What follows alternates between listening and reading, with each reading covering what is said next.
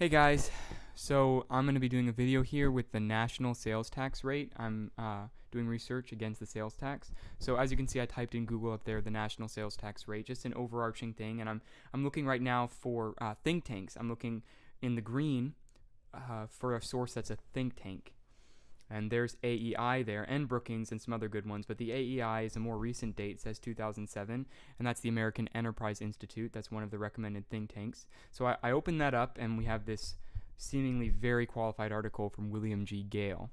And there in the introduction, I'm trying to see the summary of what the article is going to say. And in the highlighted portion, you can see that this is against the national sales tax rate of 23%.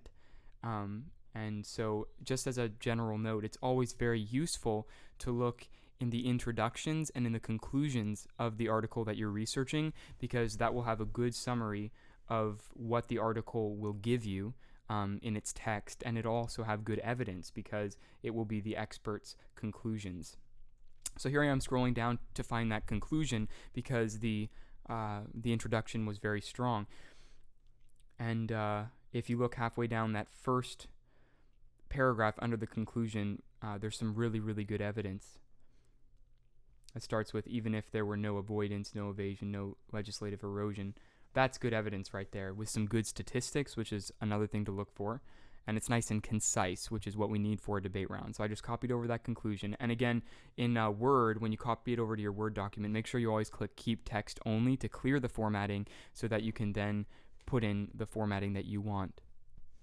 So now, point B there, and it's really good when they organize it in terms of the argument. So this whole section here I know is on the evasion possibilities under the national sales tax, and right away I find some good stuff like that. A great argument, some good evidence about evasion, and then I copy it over again, and there's my card. And I keep text only, of course. So then I dart right back, and I keep going to try and find some more evidence. Right now, guys, I'm looking for a footnote because it said footnote 24 on a really good point, but I ended up not being able to find which footnotes were numbered, and I was kind of too lazy at the time to count down. But footnotes are always something really good to look for because, as I said, you can follow the trail of the evidence back to its original source. And unless it's super outdated, as you can see there's some from 1987, 1996, 1988. So they're usually pretty outdated, but they're usually really, really qualified, those original sources. So always try and follow the trail of evidence, especially when you're looking up your opponent's research, because when you debate your first couple tournaments, you can write down their evidence, and then you can go home and research it, follow their trail, and then next tournament you'll be prepared to refute them and show the judge how their evidence is outdated or unqualified at the root.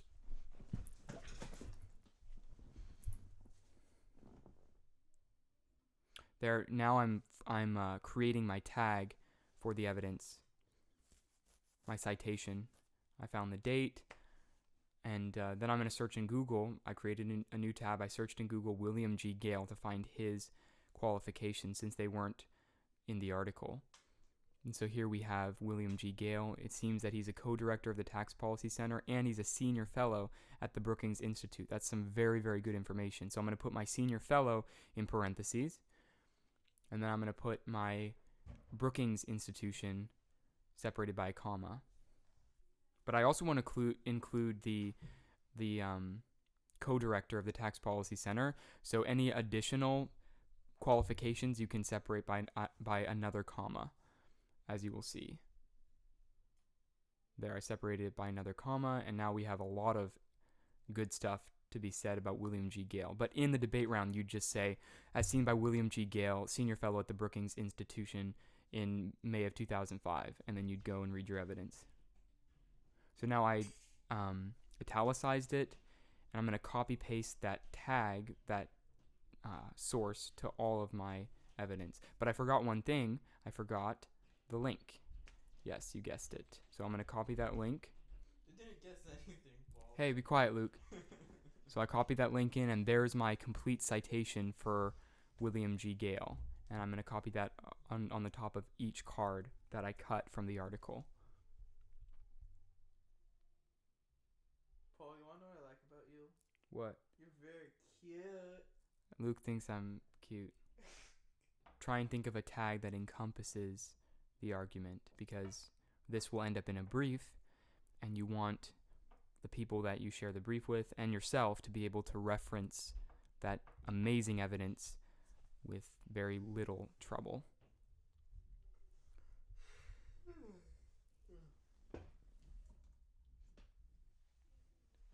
Now that I've formatted all of this article, as you can see, now I'm going to try and find more from William G. Gale, because I know he's against the sales tax now. And so I'm going to search on the American Enterprise Institute again, and I'm going to search William G. Gale along with my original argument about the national retail sales tax rate. And immediately I get an article from him and some people who are like-minded, obviously, other experts. And if you scan along this article, see, we have two new sources now. Jane G. Gravel, Congressional Resources. That looks good. And there at the bottom, we have more cuttable arguments. So we pop those in my document. Again, we keep text only, as always. And this looks like it's going to be good. Wonderful, wonderful evidence.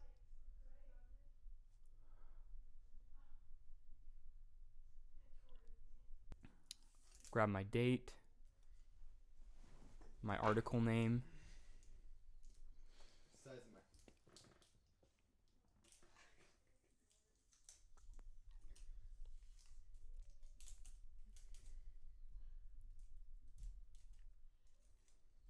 And now I want to figure out who Jane G. Gravel is, outside of being from the Congressional Research Service. Now, being in the Congressional Research Service it makes you a qualified individual in and of itself, but we want to know more about Jane G. Gravel so that if we're asked about her, then we can give more information. And I'm sure that there's other good things to say about her.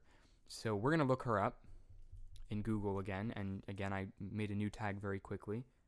There I typed in Congressional Research Service so I could narrow the search of Jane G. Gravel. And I found an article there, boom, which summarizes her qualifications. She's a senior specialist in economic policy at the Congressional Research Service. So I'm going to put that in my parentheses, senior specialist in economic policy. The government and finance division isn't necessary, so I'm going to take that out, but I'm going to keep the senior researcher. And there we have some very good evidence found. 2 pages in 10 minutes.